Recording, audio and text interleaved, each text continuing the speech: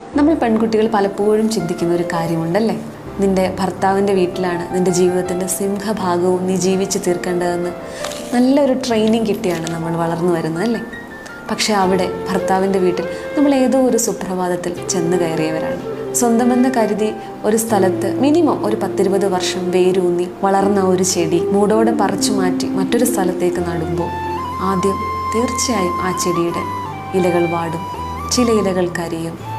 പുതിയ അന്തരീക്ഷത്തോടെ ചേരാൻ ആ ചെടിക്ക് സമയം നിങ്ങൾ അനുവദിച്ചാൽ മാത്രം മതി.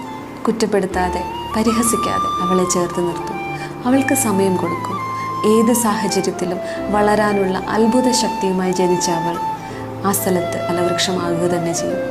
അവളുടെയും കൂടി ഇടമാണ് ഇത് എന്നുള്ള ഉറപ്പ് മാത്രം അവൾക്ക് നൽകിയാൽ മതി. Thank you so much.